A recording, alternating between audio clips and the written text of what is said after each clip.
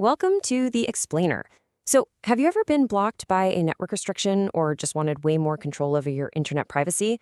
Well, today we're looking at a tool that lets you build your very own secure connection literally from the ground up. We're going to deconstruct exactly how to do that with the HTTP Injector app. Here's how we're going to tackle this. We'll do it in 5 simple stages.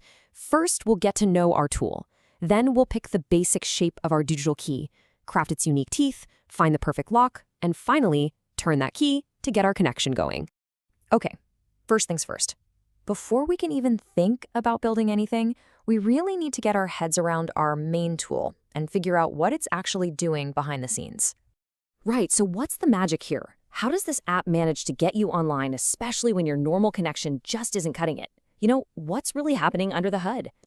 The easiest way to think about this thing is like a do-it-yourself VPN. Yeah, really. Instead of just picking a server from a list and hitting connect, you're the one actually building that private tunnel for your data. And that gives you an incredible, and I mean incredible, amount of control.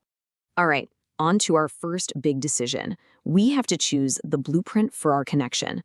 This is called the tunnel type, and it's kind of like choosing the basic key blank from the hardware store before we even start cutting it. And this choice right here is absolutely crucial. It sets the entire framework for how your connection is going to be built. Get this part right, and you're setting yourself up for success later on.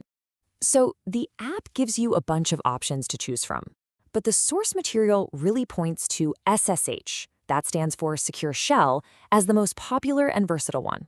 It's a super trusted protocol for this stuff. So for our walkthrough, we're going to focus on building our configuration with the SSH method.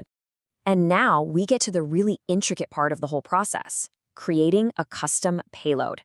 If choosing the tunnel type was like picking out the key blank, then this is like actually cutting the specific, unique teeth into the key that will unlock that connection.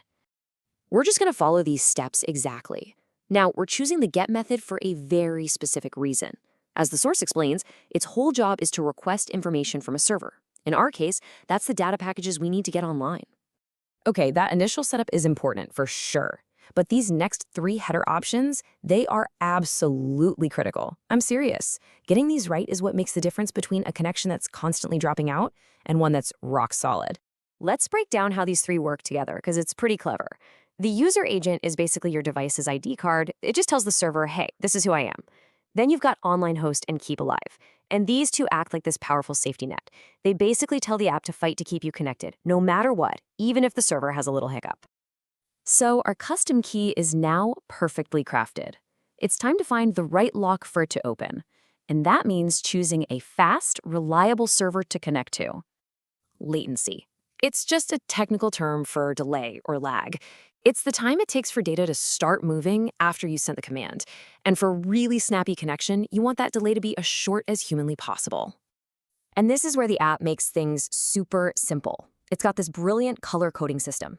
See yellow? That means high latency, probably a slower connection.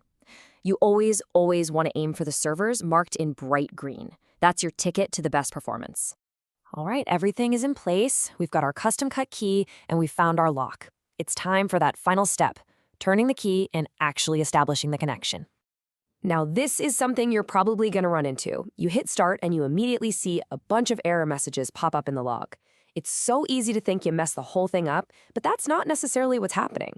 According to the source material, this is one of the most common errors you'll see.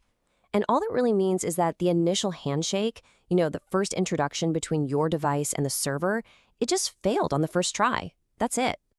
And this, right here, is where all our hard work pays off.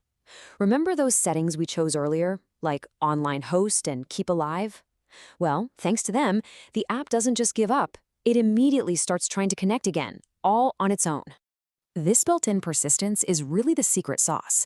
The app is literally designed to overcome those annoying little network hiccups or server issues. It'll just keep knocking on the door, over and over, until it establishes that secure, stable link that you built. So let's just quickly recap the big takeaways here. Start with a solid foundation like SSH. Make sure you craft a precise payload, and always enable those 3 critical headers. Pick a fast, green, low-latency server, and then just trust the app to be persistent and get you connected. Look, understanding how to manually build a connection like this, It's more than just a cool tech trick.